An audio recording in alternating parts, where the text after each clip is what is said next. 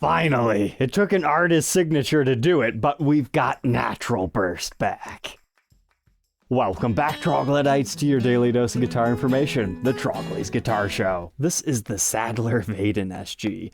It's a pretty unique guitar, all things considered, because his original is from the year 2005, so even though that was only 21 years ago, we're paying tribute to his original Henry J. era guitar, that he was initially gifted by a friend, and he's used it throughout his career, including with his recent Jason Isbell and the 400 unit group. That's right, Jason Isbell, the same one that owns Red Eye that we documented in this episode. And I know from experience, those mid-2000s SGs, they have a certain heft to their body, and this just feels like a regular SG standard from the modern era, but it looks very similar to his guitar. But then we also get his new signature pickups. That's pretty much the main reason why you're buying one of these, in my opinion. It's a special wound Alnico 2 set that has his name attached to it, so I'm excited to hear how those sound. But our bursting continues onto the back of the body as well as on the heel, but as is true for the 2000s Natural Burst, they don't do anything on the back. But you might have noticed mine has some squigglies on the back of the headstock. That is not going to be on all of them. What's really unique about this release is it's actually a Gibson.com exclusive. And sometimes when there's a new signature guitar, Gibson will do a launch party at the Gibson garage and the artist will sign just a couple of them. So this is a limited edition offered by them. They're $2,000, but there's not necessarily a separate signed and regular run. It's all regular. The one we're documenting tonight just happened to be one of the few that were signed at that launch party. But besides the finish and pickups, there's one more small thing that they changed. The truss rod cover reads SV instead of SG, Sadler Vaden. Otherwise, you just get some fancy case candy, which we'll get to in a minute, but I want to take a closer look at this case. This seems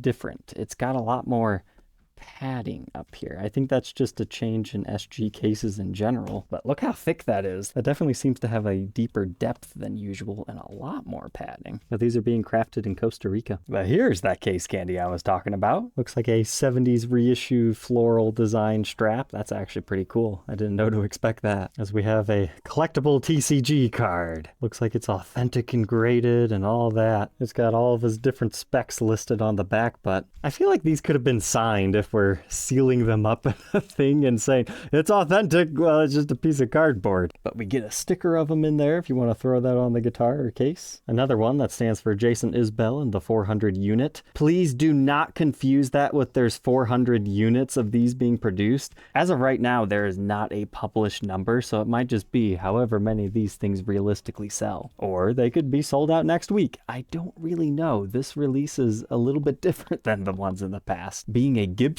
exclusive. I'm really curious, was this a prototype run to see, are they just going to do that with all future signature releases? But these are additional stickers that you can use or keep in the case. They look like album covers to me. And then all your usual stuff as far as a pre-packed checklist. Gibson multi-tool, instrument guide, polishing cloth, and a blank truss rod cover if you don't like that SV thing. And for historical preservation, here's our box tag, reading Natural Burst. So overall, first impressions, seems like a regular SG standard, just with different pickups. Let's go ahead and throw it on over to the workbench to take a detailed look at its parts and specs.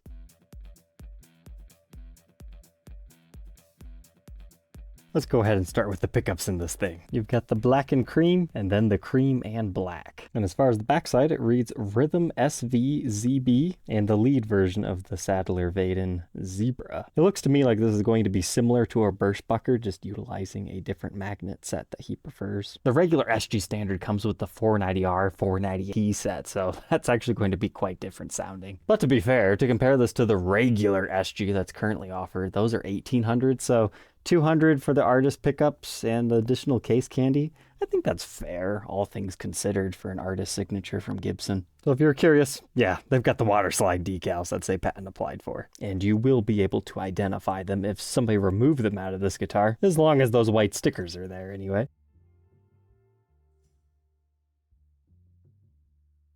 But now we can check out our routes. Not the cleanest we've ever seen. We've got quite a few burn marks over here in the corner, as well as dull router bit evidence pretty much everywhere throughout the cavities. But that's kind of funny because, you know, in this particular era of Gibson, it was really bad. But since that wasn't listed as a spec, I think we need to call that a defect here. But you can see how far the tenon extends into the body, as well as that maple block capping off the truss rod. And it reads NT, likely for natural burst, and SG5SV. I would imagine the 5 stands for 50s neck. Man, there really are burn marks all over this thing. I don't think I've ever seen that before. But the good news is that all gets covered over. But let's get the readings. It's 8.3 k ohms in the bridge pickup position. The neck, a little bit less hot, 7.16. And they play together at 385. And any fancy push-pull pots? Doesn't seem like it. Just regular 2 volumes, 2 tones, 1 for each pickup. Bridge and tailpiece. It's our regular Nashville style by API with the posts that have the Allen key adjustment up top. If you ever have to access the pickups, unfortunately, you have to ruin your setup just to remove the pick guard. They spec this one with a lightweight chrome tailpiece by the same company.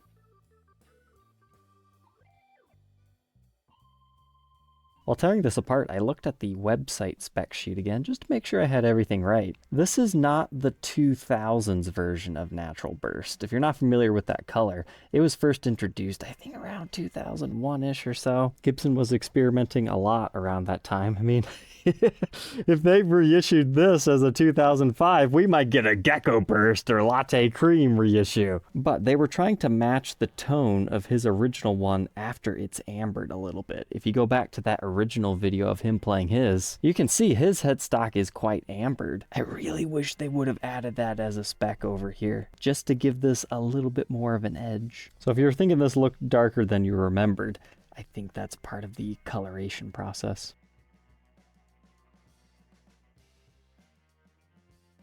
And no special woods here. It feels like your standard SG body that is made of 2 pieces mahogany with our 1-piece mahogany neck and rosewood fretboard. I am very pleased on this example as far as the rosewood that was put on it. That's a really nice dark even board. I didn't even have to condition this thing with 12-inch fretboard radius. But if you're curious about the neck, it's 1.7 inches at the nut, 210 at the 12th with a 0.81 first fret neck depth. About 0.97 at the 12th. So think of like a medium C profile right here, but it chunks up quite a bit. Now it's not quite the full 1 or 1.02 of like a custom shop 50s neck, but for an SG, that's pretty sizable. Comparing that to the dimensions of a 2023 SG standard Batwing that I reviewed, the neck's about the same as far as the dimensions go. And that's the reason why I love the Batwing style SG standards more so than the 61s, because I prefer that bigger neck. Here's a look at that neck profile at the 1st fret and the 12th fret. It feels a lot more different up here because you can still wrap your hand around it, but it gets really wide over here. But I would still say in general, the neck feels pretty wide, but still being beefy on the back.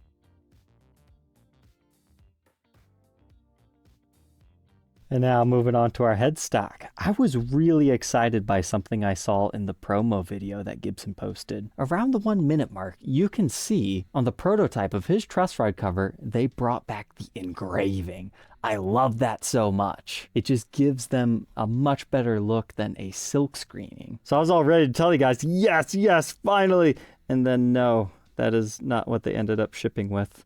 Now, to be fair, they did not actually advertise that it was going to be engraved, but from that promo video shot, I thought that was going to be a special thing. But no, it's the version you could scratch off if you really wanted to. That was a big letdown. As far as our truss rod, that looks fine. And we got our regular Gibson logos up here. Nothing new. Aside from our Kluson style tuners this time, the regular SG standards have the Grovers right now.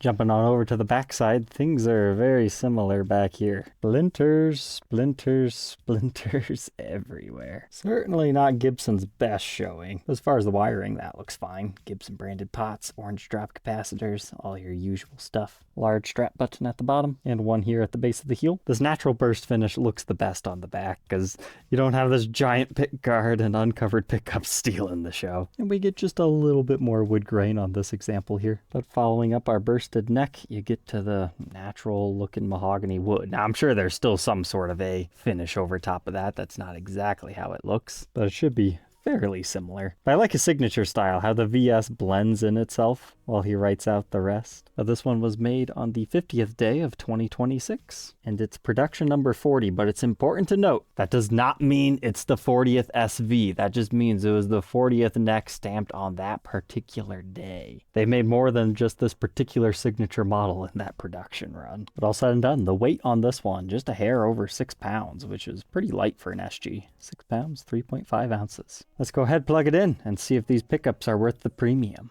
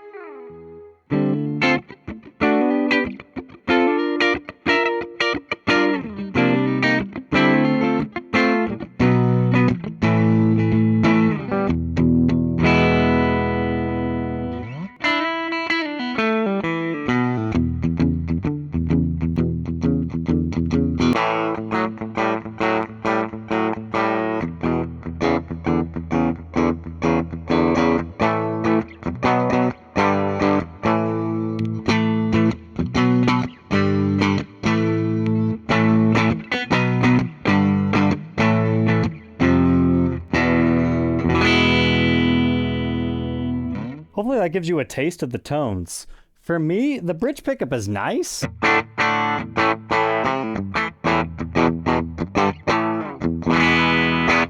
But it's the neck that's stealing the show for me.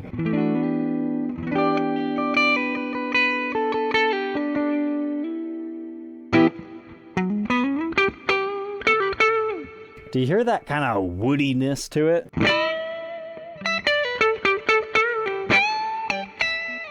Because then when you pair that with the bridge pickup,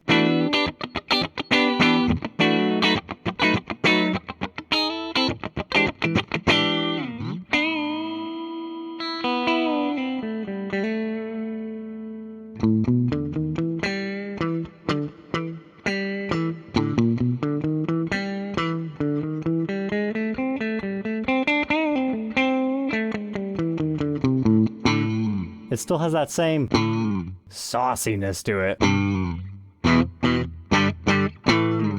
And you don't always get that with a neck humbucker. Sometimes those can get muddy. But now let's see how they distort.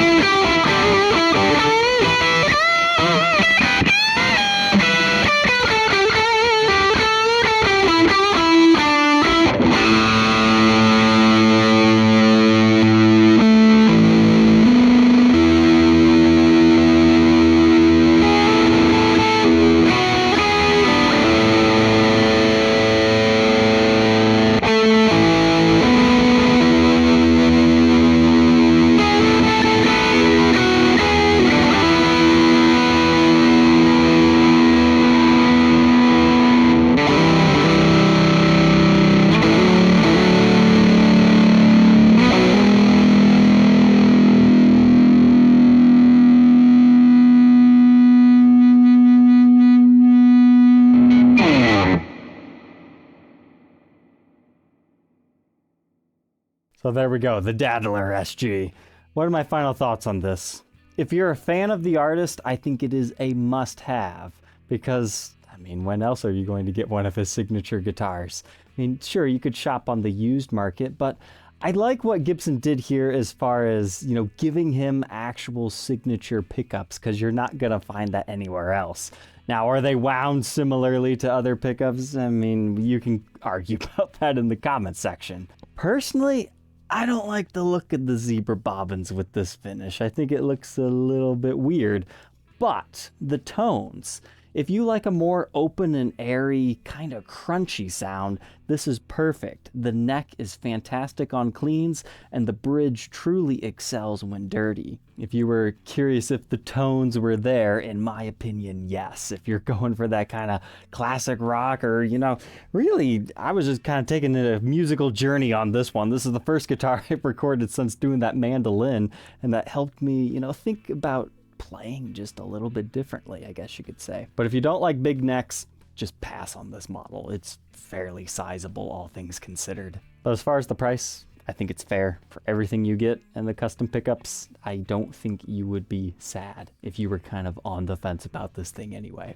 Now, as far as QC to expect, there's some tooling marks along the binding. I ended up seeing kind of an ugliness at the top of our headstock, as well as a small contamination. This certainly wasn't Gibson's best showing, but far from the worst. But alright, troglodytes, I hope this video helps you make an informed decision whether one of these is right for you or not. If you're interested in being the next owner of my review and demo piece, you can send me a message about it, and we'll catch you guys tomorrow on the next one.